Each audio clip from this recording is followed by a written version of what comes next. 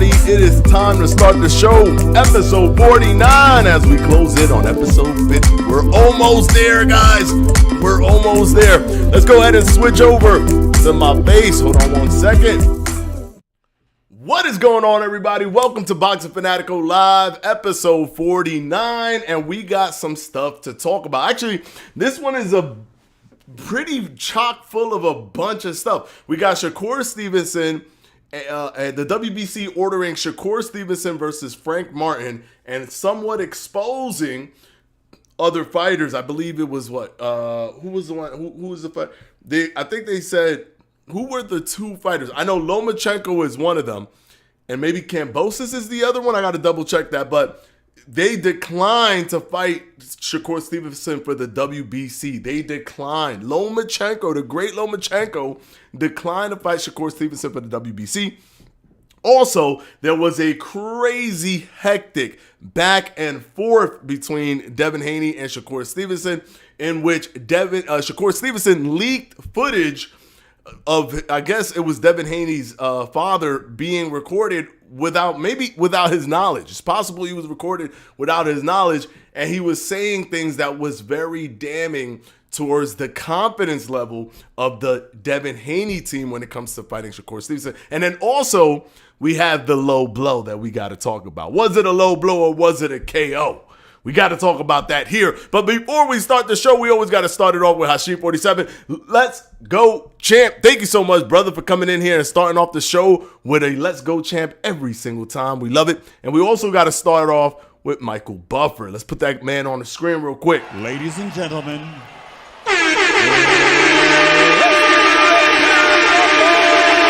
Let's get ready to rumble is right. Let's go to the chat real quick. Hold on one second. Let's see. The back and forth between these two have been hilarious on Twitter. I know it's crazy. They're like talking like they just want to fight for free now in like a parking lot, basically. That's how pissed off they are. They're going at each other's parents. Devin Haney saying things about his mom. He's saying things about his dad. It's not looking pretty out here in the Twitter world when it comes to Shakur Stevenson and Devin Haney. Prince, also, do you plan on getting Mortal Kombat 1? I'm on the fence on that one. I know I'm a big fan of the franchise, and it looks like a top 3 Mortal Kombat game, a franchise with a ton of highly rated games, in my opinion. I'm really enjoying Street Fighter. Like, I've not really liked 2D fighting games until Street Fighter. So Street Fighter's actually opened my mind to other fighting games. I think I've dabbled into Guilty Gear Strive, Guilty Gear Strive, since I've started playing Street Fighter. But I keep coming back to Street Fighter because there's something fun about that game. It's just a really fun game. I don't know if I'm seeing Mortal Kombat, but it's not tickling my fancy the way Street Fighter does. I don't know. Street Fighter to me is something a little bit special. I enjoy Street Fighter. I don't know if I could stop doing one 2D fighter like Street Fighter to move on to Mortal Kombat. Considering I'm not really just a 2D fighter person, Street Fighter is like an exception for me. Silver Hawk 4903. Let me get my food ready right quick. This is gonna be good. It is gonna be good because we got the audio right now. You know, we got the copyright strike, one copyright strike on the channel, so we're not gonna play the video, but we will play the audio. We're gonna listen to it together, and we're gonna decipher what does that mean. What was he saying in that audio? How is Haney going to say he would fight him in the street when he won't even fight him for money? Listen, I don't know, man. This is crazy. This is crazy. Well, he did send Shakur an offer. He did. Even if you feel he was greedy, he gave Shakur the opportunity to jump on it. But you have to understand, there's ducking and there's political ducking. You could duck politically. You could put it in a position where it's so far out where you know that the possibility is going to be a no, right? Like there's no way he's going to say yes to this. And if he doesn't say yes to that, then you can say, hey, look, I gave him an offer and he said no, even if it wasn't a realistic offer. I guarantee you that Regis Prograis, if they finally make that fight between Devin Haney and Regis Prograis is probably going to have a way better offer, more than 25%. I can put money on it. and who's Regis Prograis in comparison to Shakur Stevenson, in which, because you decided not to fight Shakur Stevenson, you're no longer undisputed. You are undisputed in recess, waiting for your return to the 135 to get that belt back. What's going on, Adrian Doan? What's going on? Everybody stay ducking Shakur. Okay, so Shakur is Shakur the real boogeyman of the division? Is he like what Floyd Mayweather was before Floyd Mayweather fought Oscar De La Hoya? Is he in that area? Because I remember very vividly people after Floyd's career or during Floyd's heyday in terms of financially, during his financial heyday in boxing, Floyd would get chastised that he didn't fight Tim Tszyu and that he hasn't fought Miguel Cotto and he hasn't fought Shane Mosley, right? This is before he fought those guys. And obviously with Tim Tszyu, he never fought him. But he called everyone out. No one wanted to fight him. He wasn't a crazy super knockout guy either during that little transition period. I'm not talking about the beginning, Pretty Boy Floyd, where he was knocking everybody out at the lower divisions. That transition period right before he started going up against Oscar De La Hoya, like his fight with Baldomir. It wasn't that big of it. He wasn't like, he was hitting him with like pitter-patter shots and little combinations and stuff, but he wasn't considered this guy that would knock you out, right? So people weren't scared of his power. They were scared of his abilities. He was high risk, high reward. Or high risk, he was kind of high risk. No, he was high risk, low reward. Then he eventually became high risk, high reward, and then everybody wanted a piece of him because of the money, not so much, like maybe they could beat him. Maybe they felt that they could win, but the money was more important because obviously when the money wasn't there, they were not willing to fight him. I think Shakur is in that space. He's the new person that's in that space. I can't think of anybody else that no one else wants to fight as much as Shakur Stevenson, because just in the last 24, 48 hours, we've found out that Lomachenko declined to fight Shakur Stevenson for the WBC belt. We just found that out, as WBC is now pursuing the Frank Martin fight with Shakur Stevenson, which is a pretty decent fight. Would I have preferred Lomachenko? Yes, 100%. Would I have preferred a Devin Haney? Yes, 100%. But they're gonna go with the Frank Martin fight, which is fine. They're gonna order that September 5th. It's gonna go to a purse bid. So I was actually thought that when they first announced this that Top Rank was working with the PBC, but no, they're not. Obviously, this is, I guess, no. So what's going to happen is that's going to go to a purse bid, and maybe the PBC outbids Top Rank, or Top Rank outbids the PBC, and then somebody holds that event. One of them will hold that event, but we'll have to wait and see. But it does look like Shakur is the guy that no one wants to fight. Like, it truly looks like that, because coming off of the vein of the WBC ordering the Frank Martin fight, because Lomachenko declined that fight. And it was somebody else that declined it, but if you guys could remind me, I don't know if you guys seen it, then let me know. But there was somebody else. There was two people that was asked, and they declined to fight for the WBC title, Lomachenko being one of them, which was a shocker to me. But yeah, it doesn't look like Lomachenko wants any Shakur Stevenson work. And Lomachenko and Shakur Stevenson have sparred. And it is rumored that Shakur Stevenson had got the better of Lomachenko. Like, it was a one-sided affair in their sparring session. Okay, so now let's go ahead and listen to what Devin Haney's dad had to say. This is important. What did he say when he was secretly recorded here by Michael Benson during Devin Haney and Shakur Stevenson's back and forth on social media today? This video was leaked, seemingly showing a secret recording of Devin's father, trainer Bill Haney, discussing sparring between Haney and Shakur. Listen. Put your ears to the speakers, or put your volume up a little bit. Let's listen to this. Listen, brother, you dig what I'm saying? First thing that I don't even know how it happened, because we thought that we was getting points. You dig what I mean? Because Core is an Olympian. Core always then got in on Devin. Nigga, are you tripping? You niggas, y'all. Nigga, the whole shit started because it was live that we're in there with Core. Not Core is getting out on us. Like, So he's already starting it off by saying he don't even understand why it was a big deal that Haney was fighting, that Shakur was fighting Haney, as if Shakur was this nobody. He's basically framing it like it's a big deal that we went in there to face a Shakur.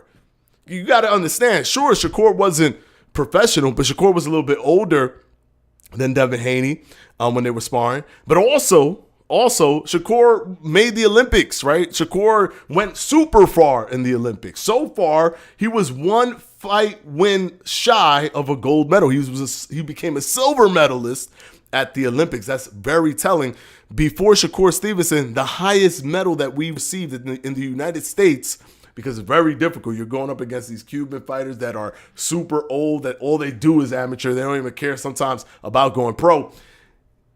The last time, the highest medal we received before Shakur Stevenson was all the way back in 2004 Athens Olympics with Andre Ward. It's a gold medal. So that's a big deal. So that should already tell you the amount of skill for him to climb that far up. The Olympic trials and the national trials, those things are a grueling grind. And it's very rarely do people make it all the way to the top as far as where Shakur Stevenson landed for the silver medal. So that's crazy. So that just tells you, even before even we get to know all this stuff, how far Shakur's abilities were at that age.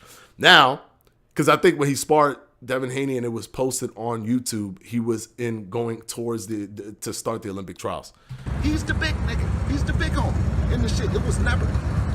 We would always, nigga, first the gap was like this. The gap got closer. He said first, you guys can't see it, but he said first the gap was like this. The back, and then he said the gap has been closing a little bit. But he said the gap, he's talking about the gap, not in terms of like height or weight or anything. He's talking about the gap in skills was like this.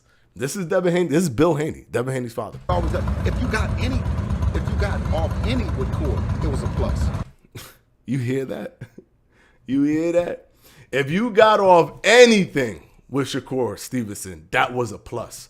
So, like, he's saying, if you went in there and got pieced up the entire sparring session, but you got one or two things in out of like 100 things that you got back, it's like, yo, you got 2 things in. That's progress. You trust you doing good. That was good because Shakur don't let nobody do nothing. That's basically, I'm translating what he's saying here, but that's basically what he's saying.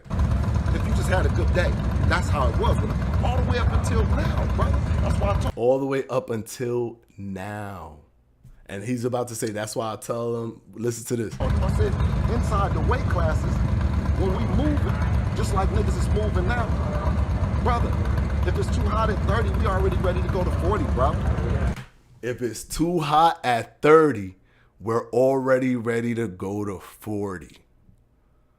If it's too hot, he's like, that's how it's been with Shakur all the way up until now. So it's like a weird way of saying we still got problems with trying to get the better of Shakur in sparring sessions. Like, sure, it was the past, but it's also the present. And then he basically sinks Devin right at the end when he says, that's why I always tell him, if it gets too hot at 30, we ready to move to 40. And that's exactly what happened. It got too hot at 35, and they moved themselves to 40. And now they're fighting Regis Prograis. I mean, a lot of the stuff, the body language is important. The things that happen in the fight, it's important to really look at what's going on. Because when Shakur got in the ring in a top-ranked promoted event, they allowed him to get in the ring, obviously, because this is top-ranked. They're trying to push this fight. They want to re-sign Devin Haney to a further fight deal because he's undisputed. They don't want the belts to go, somewhere else. He didn't even entertain that. Devin Haney didn't even entertain that. He just walked out and said, hey, listen, I'm the best. I'm the best. I'm the best. And Shakur was like, for now. And they had to interview Shakur. Normally in those moments, the person's in the ring and they allow for them to, come together, talk and do something or whatever, promote the fight. Devin Haney was having none of that. Devin Haney and Bill Haney was like, no. And now this video leaks. Now we know. Now we understand. There is basically a fear that they will lose to Shakur Stevenson. They gave a frivolous offer, an offer that I guarantee you guys are not going to see moving forward because they want to make fights happen. They put a frivolous offer, and now Shakur is fighting Frank Martin. Of all the people that everyone else is fighting, Devin Haney with Regis Prograis and all these stuff, I think that Frank Martin is one of the better choices. If Loma didn't want it and Devin Haney didn't want it, Frank Martin, in my opinion, is the best third choice. Am I super duper excited about it? Nah. Is Frank Martin, like, I don't think Frank Martin is ready for Shakur Stevenson, but, you know, it's whatever. I kind of like Frank Martin in a way, too, so I don't want him to go up against a Shakur Stevenson just yet. But it is what it is, man. Sometimes people do things early, and this is an early fight. This is an early fight for Frank Martin. Even though he's older than Shakur Stevenson, Shakur Stevenson is wise beyond his years when it comes to boxing. Let me see what you guys are saying real quick in the chat. Let me pull this up. Are you gonna play UFC 5? Yes, I am gonna play UFC 5. There is a demo or beta. There's a closed beta that's gonna be released soon. I think at the end of August, like it should be. I mean, we only got a few more days in August, so closed beta. So we're gonna take a look at that. I put my name in for the closed beta, but let's see if I get selected. If I do, I'll be able to play and get feedback. Depending on, I think it's closed. I might not be able to say anything about it, but I definitely want to play it to see, how it feels and everything like that. Cruz ducked, Loma ducked, Cambosis ducked, and 25% offer by Haney is a duck. Yes, it is. It's a political duck. Nobody wanting to smoke with Shakur. Shakur is the true boogeyman in the boxing. He's a true boogeyman in boxing. And here's the thing. Shakur did something that both helped him and hurt him. He sparred everyone. Even before going pro, he sparred and was getting the best of pro championship champion boxers. Pro champion boxers were sparring little old Shakur Stevenson, little old amateur Shakur Stevenson, which, by the way, was undefeated on the international level and the world level, never lost in the world level until that silver medal lost in the Olympics, which is crazy. He won the Junior Olympics. He got the gold medal at the Junior Olympics. A lot of people don't know the other history behind it. So when he fought all these guys when he was amateur. He fought all these guys when he was amateur. He fought all of these guys when he was amateur. And he basically bested almost everybody he fought in sparring sessions. And this is the reason why nobody wants to fight him. This is the reason. It helped him accelerate his knowledge and experience in boxing and his skills and all that. He accelerated it because when you're younger, you're absorbing all of that information better. It's much more, it's much more, you're more impressionable in terms of even just grasping what's happening when you're younger. So he got that, right? And then he goes to the pros, and it's like he's been in the pros for years already. But when he wants the fights, the big fights, because he was fighting the champions way before he went pro, the champions already sparred him and know that they can't even get through to him. You heard what Bill Haney said. When we got a few things in, when we got anything in, that they took that as a net positive. That sparring session was a net positive because we got one or two punches in, or we got a good little combination, a good little fake out, and then we got a punch into the body, a punch to the head. So boom, we did good. We're improving. That just shows how overwhelmingly good Shakur is. Can't talk about Undisputed, by the way, guys, so please do not ask me. I see already a question here about Struggle Boxer. Can't talk about it. I'm the content manager. Contractually, could only talk about it on their socials.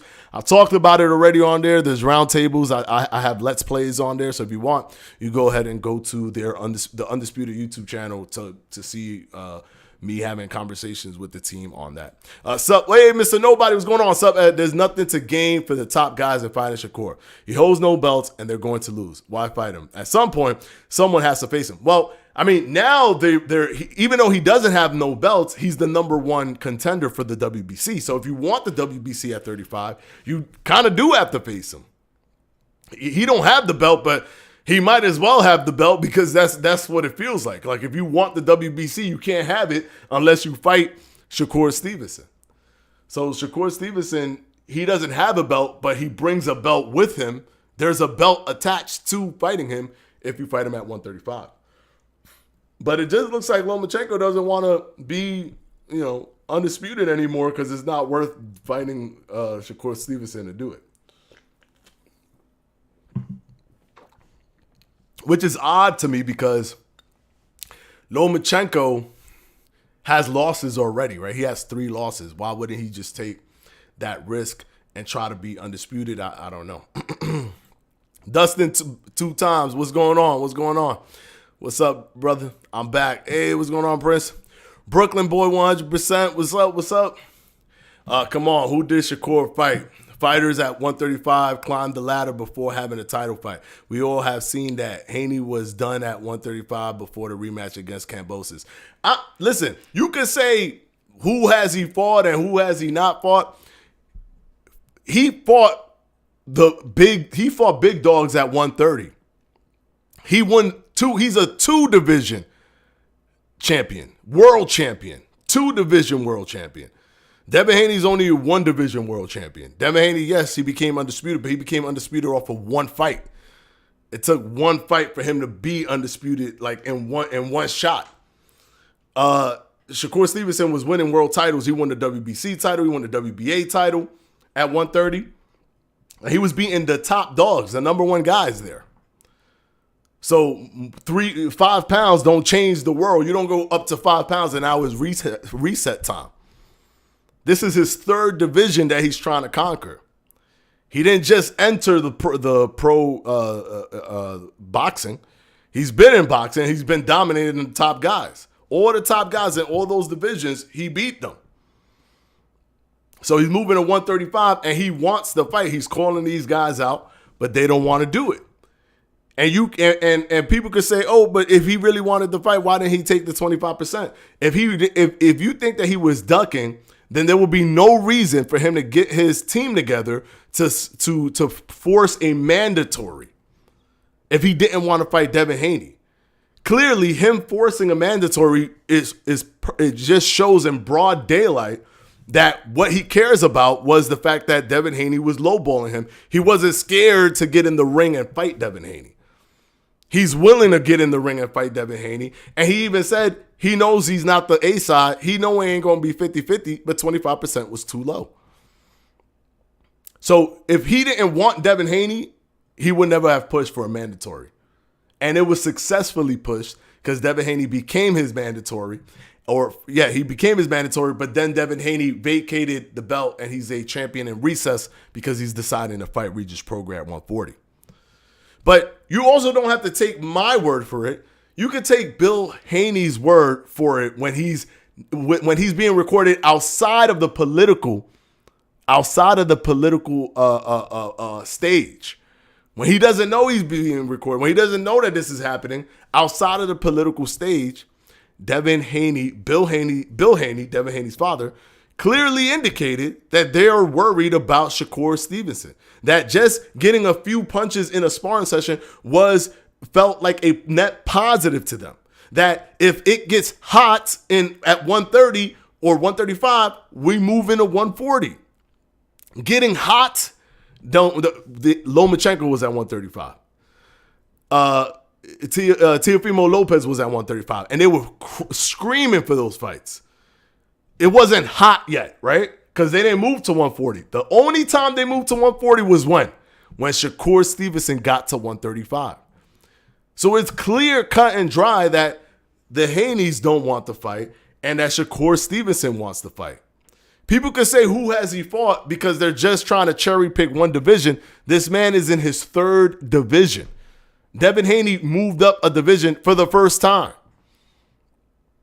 Devin Haney was always in one division. Shakur Stevenson is now in his third division. You can't cherry pick and look at 35 and be like, who has he fought at 35? He just got there. He literally just got to 35. Who is he going to fight if he hasn't even fought yet? He beat all the dudes at 130. Now he's at 135. But clearly, from what we're seeing on the back end stuff, even the front end stuff, Shakur pushing for mandatory is looking like Shakur wants to fight, and Devin Haney is doing everything possible not to fight Shakur Stevenson. He's willing to lose his WBC belt not to fight Shakur Stevenson. He doesn't even care to be undisputed anymore because it would require him fighting Shakur Stevenson. Shakur moved up to 135 and completely dismantled that division. Seriously. Nobody wants to be a champ no more because Shakur Stevenson stands in the way. It's highly rumored that Devin offered Shakur 2 offers. What was the other 2? The only one that we know of is the 25% offer. And Shakur continued to negotiate with him and then put the requested the WBC mandatory because they were not continuing to negotiate with Shakur. It wasn't negotiation. It was say yes, say no, please, so we can move on and say that you didn't want the fight. The true boogeyman. Yeah, he's the real boogeyman. He's the real boogeyman. He's exactly what Floyd was when Floyd was like, I want Casa Zoo, I want Shane Mosley. I heard that Oscar De La Hoya is going to be at 154. We'll go up to 154 to fight Oscar De La Hoya. Y'all remember that interview after his fight? He wanted all the smoke and nobody wanted the smoke. Nobody wanted the smoke. Imagine Shakur versus Haney gets the Crawford versus Spence. It's happening, not happening saga. Oh, man, that's going to be annoying. I hope that doesn't happen. I think the weight from how Bill Haney sound, it really sounds like they not trying to fight Shakur.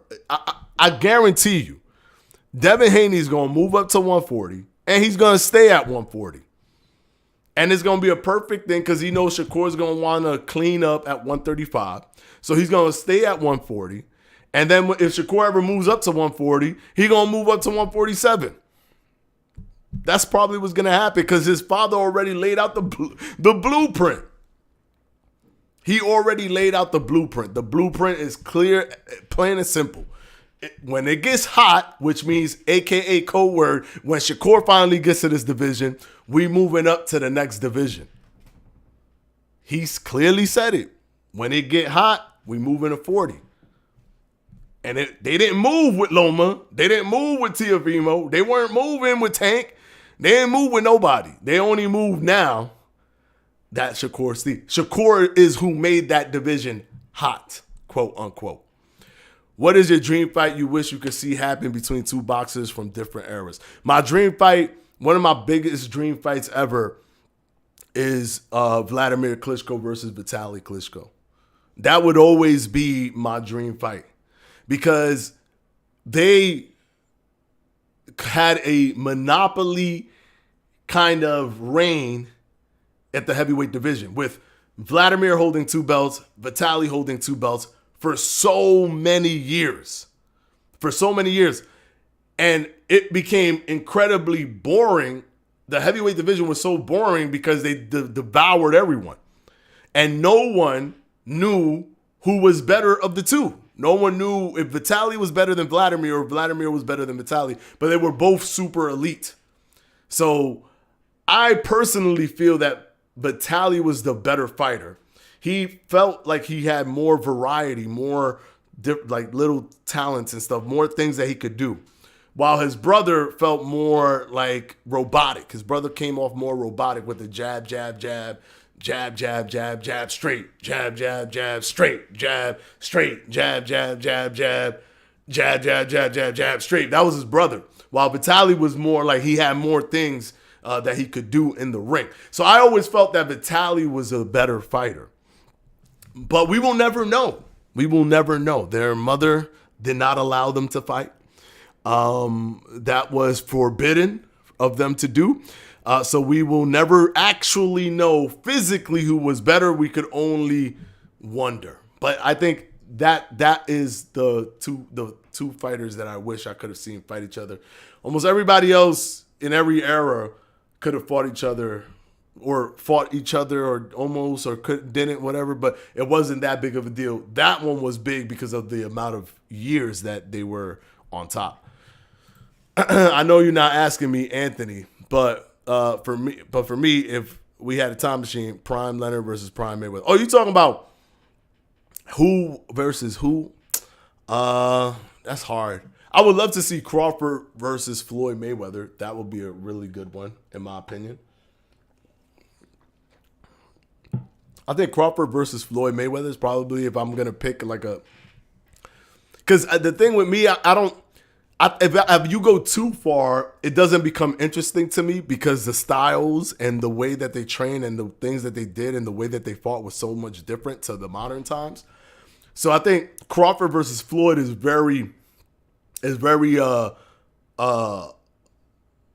more palatable to me because they're gonna be within the modern era. So it's gonna be a good kind of fight. So I would want to see that one, Crawford versus Floyd Mayweather. I think that would be Floyd in 2011, 2012 Floyd versus Crawford. I think that would be awesome. What was the Devin Haney versus George Kambosos split for the first fight? Devin Haney versus George Kambosos split for the first fight, I believe, was something in the area of about 30%. I believe it was 30% when they fought their first fight. Devin Haney versus George Kambosos. Bob Arum said Devin never sent a contract, so why are people so adamant about that 25%? That's crazy. That's crazy. They probably called them and said, "Hey, we'll give you 25%." It was probably a phone call or something like that. Or they probably told Bob Arum, "Hey, we'll offer 25%." Without making a contract, just saying it, which if that's the case, it shows even more that, they weren't serious about this because they didn't even draw up a contract. They didn't even have a lawyer create a contract or their team put a contract together. They just did a phone call so that they could just have publicity to say, "Hey, we offered him this," and he said no. That's all it is. Devin must have been so eager to be undisputed, then Shakur moved up. Now all of a sudden he decides to clock and go out and go 140. Yeah, exactly. That's what I'm saying. He wanted undisputed so bad, right?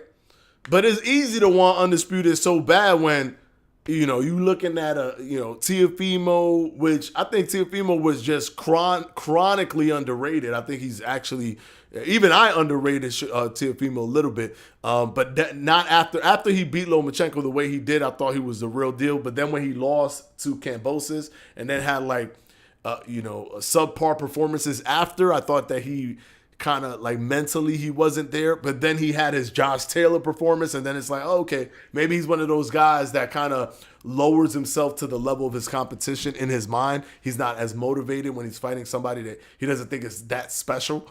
But when he is fighting somebody when he thinks is special, he shines. Kind of like Jermell Charlo. Jermell Charlo is the same way in my mind. He fights to the level of his opponent. He shines when he's fighting somebody that he feels is a special fighter. So we might get a really good fight come September with Jermell Charlo and Canelo Alvarez.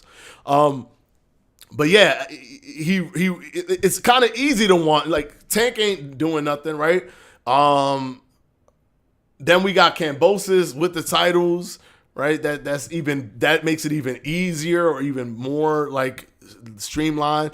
And then you only have to fight one person because he carries all the belts so that you can become undisputed. It became one title, really, right? Because to me, there's a difference between collecting all of the belts, which means you have to fight all these different people. Because styles make fights. You can just be off that night and boom, now you're not, somebody's undisputed, right?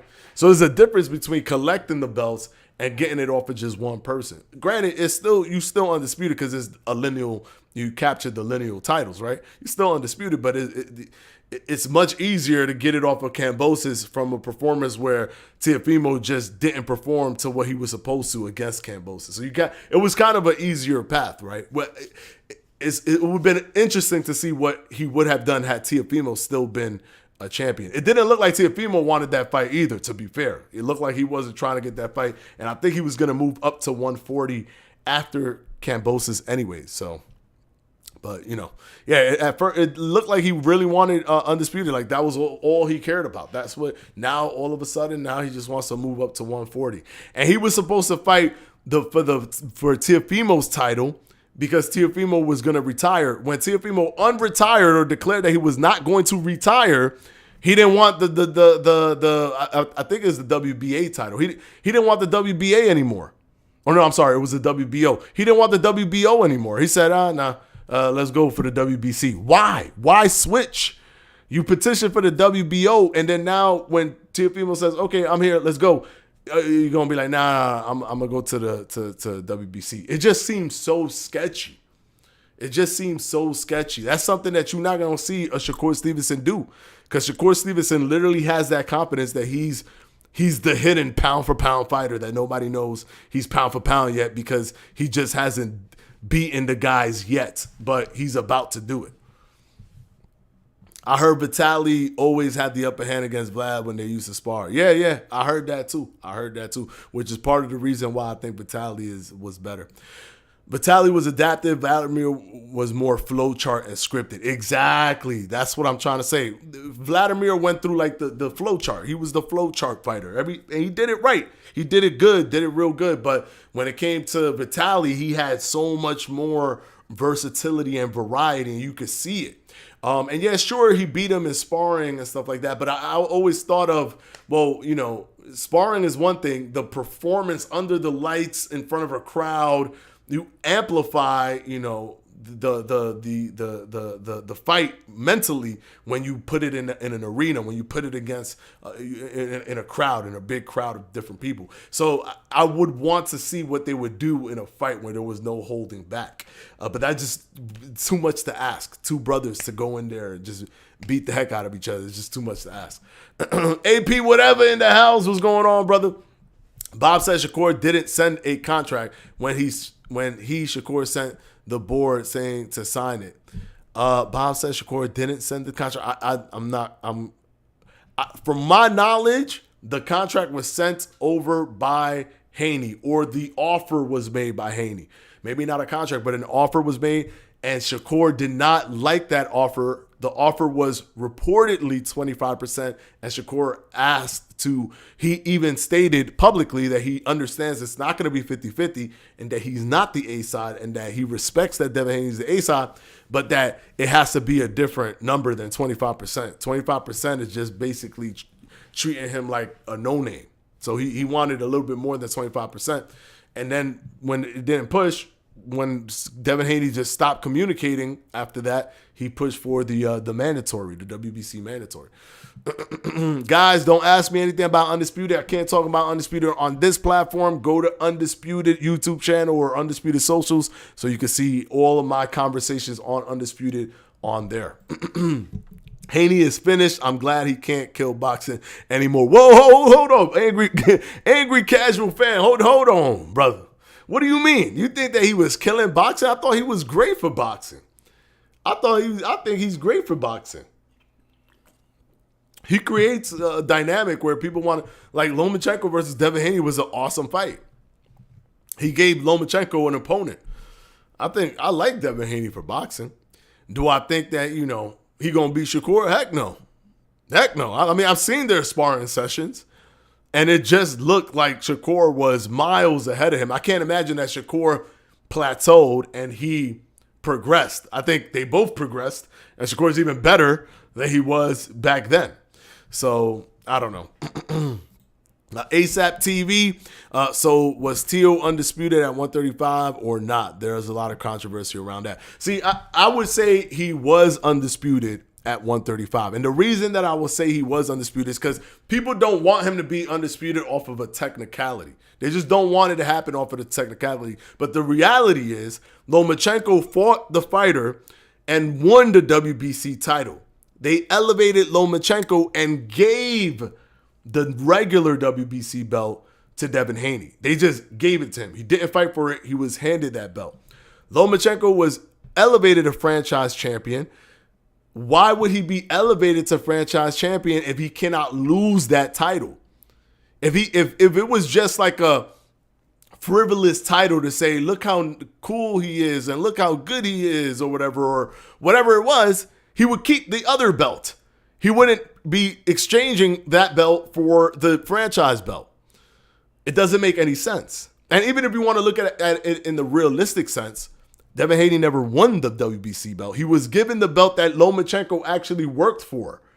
So even if you want to be on the super technical straight and narrow, which conveniently people like to be on a super technical straight and narrow when it comes to the WBC franchise belt, but they don't want to be super technical straight and narrow when it comes to the WBA super belt, which the same situation happened where they turned the WBA into a regular belt so that Floyd Mayweather didn't have to fight mandatory fights and he could control whoever he wanted to fight with the super belt. But everybody acknowledges the super belt as the belt, even though they don't mention that this Floyd that wasn't really the WBA champion. They don't mention that, right? Because whatever, like he was the WBA normal. They gave it to somebody else, and then he became the WBA super. It's the exact same philosophy for the franchise. In my opinion, because Lomachenko did the work, even if you want to pretend, hey, no, it's not the actual WBC because the regular one is the actual lineal one, whatever. Because Loma did the work to win it, and they interchanged, they switched it to the franchise. It was Loma's hard work anyways. He got the free stuff. So Loma, to me, was really the champion. Had that franchise, whatever, not happened, and I don't care if it's like Bob Arum requested or Lomachenko requested it. It comes with perks. Of course, if you can get it, it's a prestigious thing to have. Not very many people have it. I think Canelo's the only other person with a franchise WBC title. So it's a prestigious thing that gives you control. If you move up to a different weight, you could fight for the WBC title right away. So no boxer's gonna be like, no, I don't want it at all. Don't give it to me. No, don't give it. I don't want it. I don't want to have the ability to pick who I want. It's a dumb thing. It's just people use little technicalities because they know they could trick a lot of casual fans to be like, oh, this is the real belt right here. Look, this is the real belt. But they know that they're taking so much context out of it. I don't care if that's the real belt when this man actually fought for that belt that this man has didn't even fight for it. Wasn't even fought in a vacant fight. He just was given it. I don't care because this guy actually won that belt and they just gave it to him. So to me, he was really the champion anyways. It created controversy, but it only created controversy because there were bad actors in the boxing social media landscape that wanted to muddy the waters so that they could push an agenda that Devin Haney had the real belt, when in reality, sure, he had the technical regular belt, but the franchise belt was the new belt. And by the way, Devin Haney is currently both WBC regular and WBC franchise champion. Well, actually, he isn't anymore because he was champion at recess. But before he was champion at recess, he had both of those belts. So yes, Teofimo Lopez beat Lomachenko, who collected 3 of the 4 belts. Teofimo had that 4th belt, and he beat Lomachenko. He was undisputed. In my opinion, he was undisputed. Vitaly, if he didn't get that brutal cut, could have beaten Lennox if given the time. It was that close. Yes, I agree.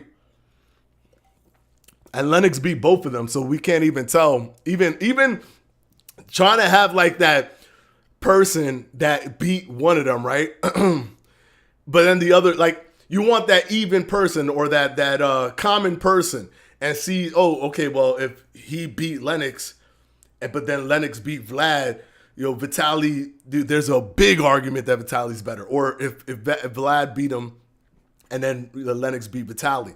But no, they both freaking lost to Lennox Lewis. So even in that scenario, we couldn't figure it out. We couldn't see it through the common opponent. So it's kind of annoying. Get those likes up for our guy so the algorithm works in his favor. Yo, Sabra Matt, thank you so much. Let me hit you with a Michael Buffer real quick for that. But yes, please, guys, please hit the like if you haven't. Please. Thank you so much, Sabra Matt. forget. I get caught in the talking about, boxing and all that stuff. I just completely forget. I told my friends to watch Haney versus Gamboa, and they hate boxing now. Don't tell them to watch Haney versus Gamboa, bro. Why would you tell them to watch that fight? You got to tell them to watch really fun fights. That opens the door for them to get in and be like, oh, I like this. And then when they see a boring fight, quote unquote boring, what a casual would think is boring, they know that, hey, maybe this is just, sometimes it's like this. Maybe the next fight could be something more special. And then over time, as they keep watching it, they'll start appreciating little nuances and quirks that they didn't appreciate before, where they were just thinking that it's two people punching each other in the face. So you got to start them off with something that's going to be fun, bro. You can't do that, man. That's like trying to get somebody to watch basketball, but the first thing you do is you show them the Spurs winning a game using all the technical stuff that they're supposed to be doing and going by the book, but it's boring as heck. No, man, you show them some crazy dunking, like crazy, you know what I'm saying? Like some Game 7 stuff. That's what you're supposed to show them. Don't do that again, man. Don't do that again. When Shakur set the board at Haney's undisputed party saying sign a contract, Bob said Shakur didn't sign a contract. Yeah, but you could say sign the contract before you send a contract. Is more like preemptively, you know that's the next step for both of you guys. So when the contract gets sent to you, make sure to sign the contract. That's to me, that's not we could look at that, but it's like everything else is more telling to me than that situation right there. Because that's up in the air. Just because he's saying sign the contract and a contract wasn't written yet doesn't mean anything. Somebody could be like, yo, sign the contract because you going to send them a contract to sign. But you ain't write up the contract yet. That's very possible. But with the recent developments, it's clearly looking every day more and more like it's Devin Haney that doesn't want the fight and not Shakur. Because even if people want to pick on the whole 25% thing, like, oh, that's you ducking Haney, then why would he push for a WBC mandatory? Why would he actually get his team to communicate with the WBC to push for it and get it successfully initiated? You wouldn't do that if you're scared to actually fight. That clearly shows that he just didn't think that the 25% was a respectable number, but that he's willing to go in there and fight Devin Haney. He still would have came out of it with maybe 35% or less in terms of percentage, but it would have been better than 25% because in his mind, he probably said, all right, cool. You want to play that game? I'll force a 35% minimum, even though I think maybe I'm 40% or whatever he thought, but he's like 35%, I'll do 35% just because I know you're not going to budge from 25% and then we'll fight. So him pushing for the mandatory clearly shows that Shakur Stevenson wants the fight. It clearly shows that. Prime Trinidad versus Prime Crawford. Crawford wins. Trinidad, to me, was somewhat outboxed by Oscar De La Hoya. And Oscar De La Hoya was good, but he wasn't like, you know what I'm saying? He lost all his biggest fights. So Crawford, to me, beats Trinidad. And I don't think it's that difficult of a fight, to be honest. You think Shakur leaves Top Rank? I don't think so. The Top Rank is pretty good when it comes to putting these fights together. They're pretty good. I mean, I can't see him leaving because with Top Rank, he's more like he has all these fighters he could fight. Even if he goes up to 140, like what is he going to do? If he leaves Top Rank, he's going to go to the PBC.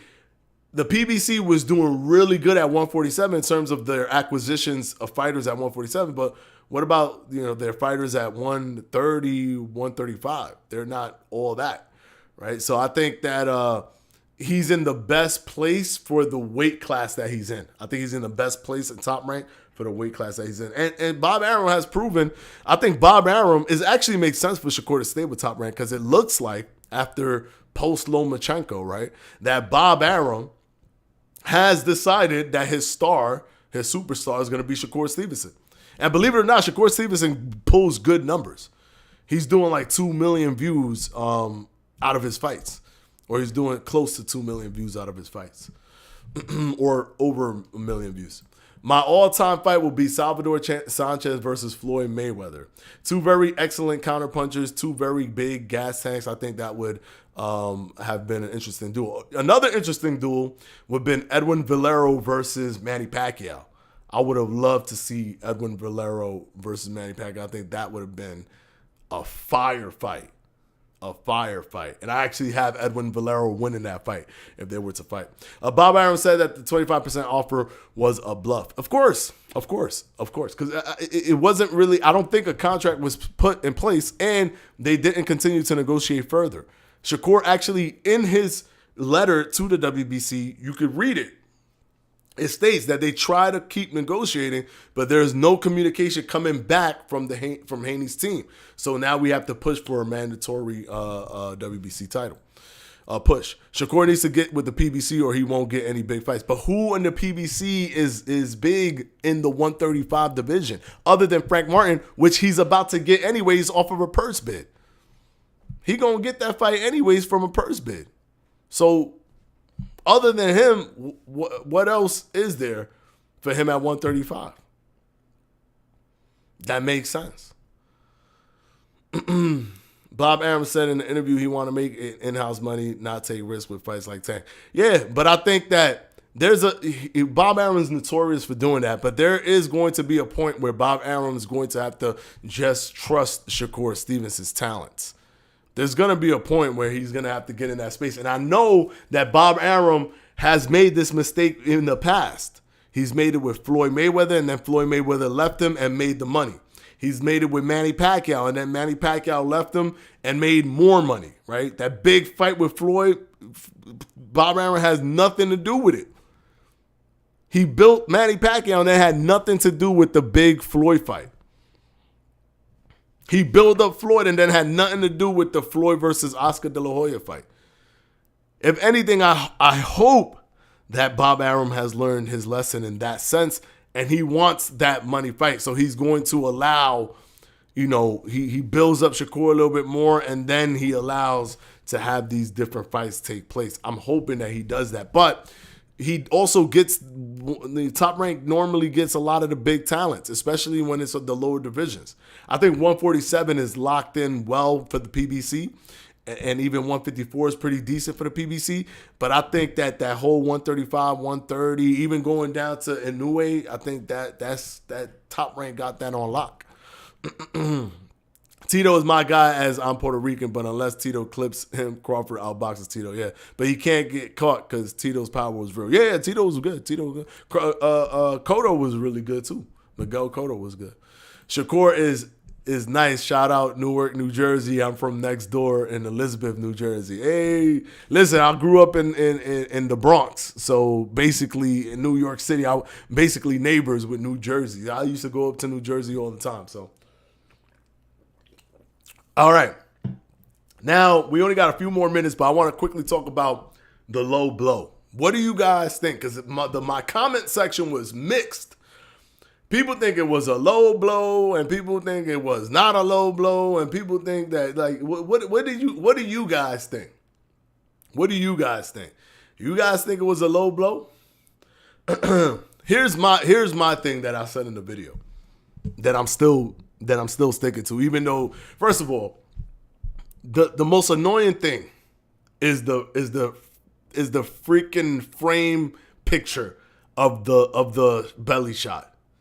Because depending on who you're talking to, they took the picture and froze it at a different frame. You guys do understand that he hit him and came up, right? It wasn't like he went like this. It was a body shot, uppercut. He went like this. So people are like, oh, when it's here, they freeze it here and they're like, look, it's low. When it's here, they freeze it here and they're like, no, look, it's actually to the belly. Those frame pictures don't mean anything. Stop looking at the frame pictures. Stop looking at the frame pictures because they don't mean nothing. Like the punch is everywhere. The punch is literally everywhere. And they're just like, oh, let me pause it here conveniently, or let me pause it over here conveniently. Like, listen, boxing, social media, and boxing fans are the most gaslighty people in the world. They will gaslight you until the cows come home. If they like a boxer, they're going to gaslight you. You want the real is going to be here at Boxing Fanatico, right? It's going to be here at Boxing Fanatico, and a few other people that I think they're unbiased. But a lot of the people out there, just the regular fans, are very gaslighting. So they'll do things that they know is gaslighting you, so that they could convince the world that Usyk doesn't deserve it, or that Dubois doesn't deserve it, whatever. But here's the thing. Let me see what Mr. Nobody just said. Did the ref say anything on the belt was low before the fight? If not, then it's not. No, he didn't.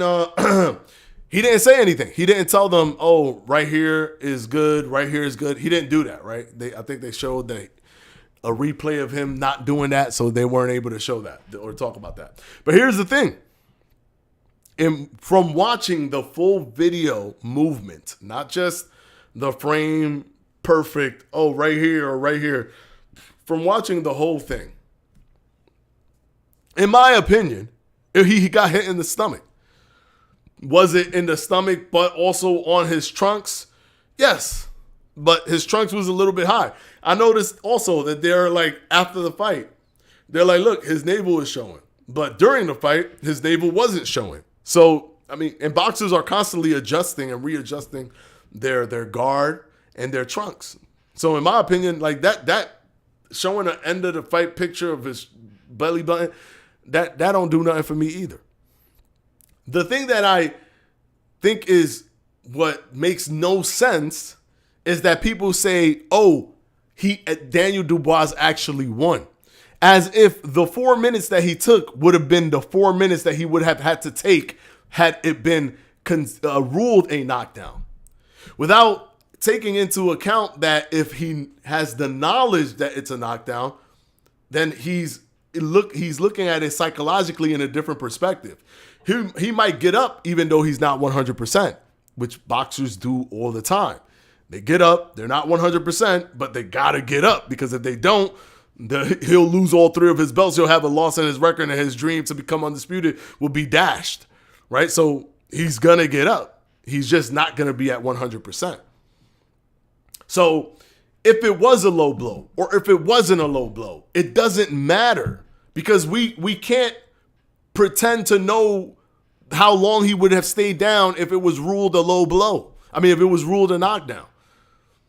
Also, people are like, oh, this was the greatest acting I've ever seen ever. No, I think he was hurt to the body. If you look at when he got hit, Usyk didn't do anything specifically that would indicate it was a low blow. He went down in pain. He still got hit to the body. Did he not? He's going to have pain. Is he not? He's not, you know what I'm saying? He didn't hold his groin. He didn't hold his groin area when he went down. He held his stomach when he went down. So, in my opinion, Usyk didn't do anything to facilitate a response to believe that it was a low blow. Now, has he been hit in this way and it looked like a low blow before and he'd been called a low blow? Yes. But he's also been hit to the body. And referees have decided it wasn't a low blow. And guess what he did? He popped right up. It looked exactly the same. Was in pain. He's like, same spot. 1, 2, 3, 4. That's what you got from him.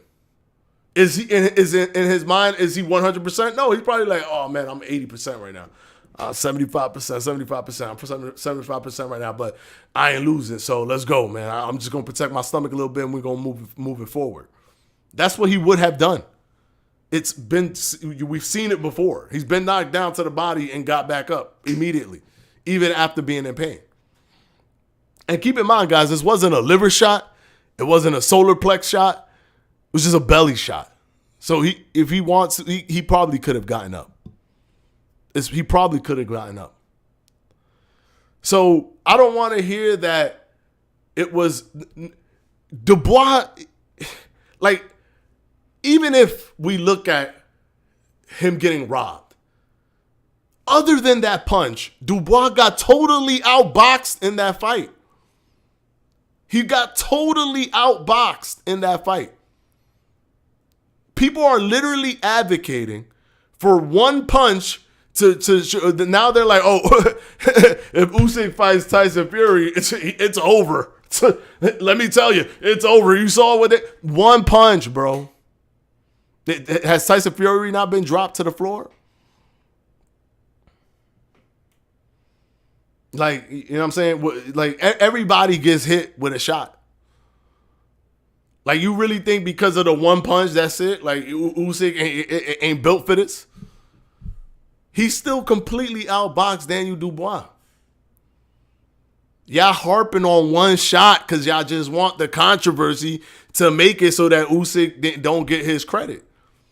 He still outboxed Dubois. And Dubois didn't lose on the cards. He lost on his knees. But when looking at the low blow, I actually believe it was a belly shot. The referee did not believe it was a belly shot. And I don't care how many frames you show me and whatever. I don't care what the technical thing of a low blow is. I don't care about the technical thing. Because referees, this is another thing where a lot of people are getting this wrong.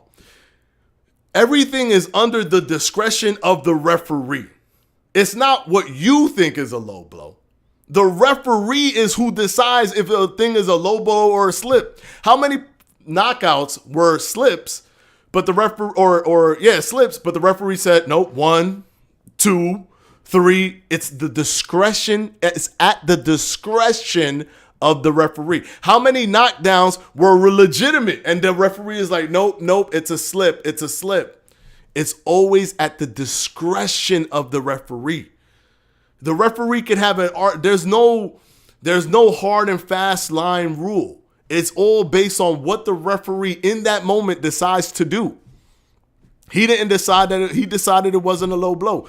Me looking at it, he got hit in his stomach. I don't care if it was below the belt or whatever. His trunks were all the way up here. He got hit in the stomach. He didn't get hit in the nuts. He got hit in the stomach. He went down and he held his stomach. That was a body shot. But we don't know what he would have done if it would have been ruled a body shot knockdown. So just let it go. Let it go. This is a controversy that really shouldn't be a controversy anyways, because Usyk proved that he was better than Dubois anyways. Everybody harping on one punch. He outboxed him completely the entire fight. Anyways, let me go to the chat real quick, and then we're gonna move, and then we're gonna go ahead and end the stream. I'm sure that Devin Shakur fight will happen, especially because Devin recently posted a tweet saying he's going back down to 135 after the program fight. Sure, let's see. I mean, this man has said he's gonna do a bunch of things that he didn't do, so let's see. Well, if the rep didn't specify before the fight, in my opinion, it was not a low blow. It was legit on the belt shot. It definitely didn't hit Usyk in the private. Yeah, it didn't hit him it didn't hit him there. It didn't. And like, I don't care. Like, that's another thing when people technically, if you from right here to right there, it's the discretion of the referee, so he's the one that makes the choice. Number one. And number two, it hit him in the stomach. Even if you're looking at the technical of what's below the belt, it hit him in the stomach. Where it was hit was the stomach, wasn't the groin. It's refreshing to hear a good take on this situation. Oh, thank you, brother. The gaslighting has been crazy on social media. Yeah, that's the thing that I can't stand. Is that and that's like that because people just, for example, if they don't like Usyk or if they just want the controversy because the controversy is fun, or if I hate the gaslighting is so annoying. Like, just be honest, bro. Just be honest and just say things honestly. But people don't do that because people have they have groupthink. And they want to push an agenda or whatever. Sir Kaiken, it didn't hit the groin, but it was below the belly button, below the hip line, which is actually what's an illegal shot. But again, at best it was right on the line, and that's the risk you take punch alone. I get it, but again, it's still at the discretion of the referee. Is not a hard and line. The referee establishes where they want the thing in the beginning of the fight, just to make it more cleaner for the fighters. But if you notice, some referees be like, here is low, and it's different spots. And it's different spots. They pick different spots of where they decide is low and where they decide is not low. But it's still their discretion in real time when they decide if that's going to be low or not. It's not for us to do a technical analysis, show frame, picture, and show the line. They don't care. It's what they decide. They could decide that a slip is a knockdown, or a slip or a knockdown is a slip. It's up to them. It's the discretion of the referee. Now Fanatico Usyk was finished. He was shaking like he had Parkinson's. Nah, bro. You're bugging. You do know that the ring was completely wet, right? Like completely drenched. And Usyk is an angle fighter. He moves in angles. He moves quick. He pops in, pops out. That's hard to do when the ring is completely wet. So they're shaking from the cold of the rain literally falling on them. It was raining right on them. They did nothing to protect the ring from the rain. And if you could see the rain a little bit on TV, that means it's pouring in real life. Because rain doesn't actually get captured well on TV, on camera. So it was probably pouring on them while they were fighting. So nah, bro, like Usyk, and even with that problem, Usyk still figured him out. You could see Usyk consistently adjusting until the end of the fight.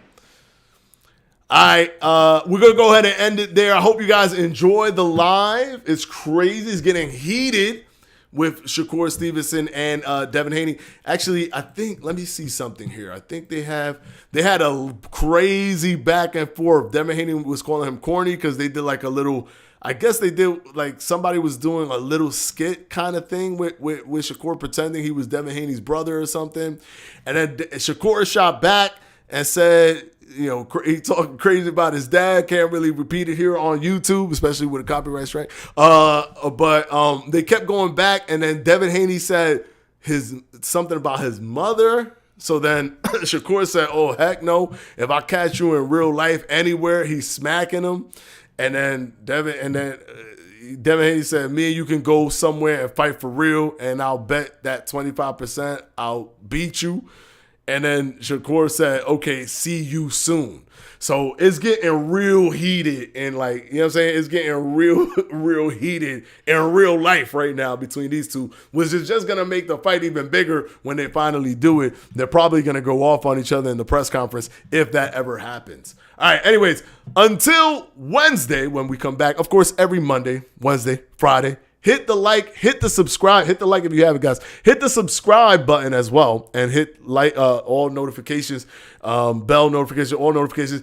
So once I go live, you guys are aware that we are live. So you can come in as early as possible so we can have this conversation as quickly as possible.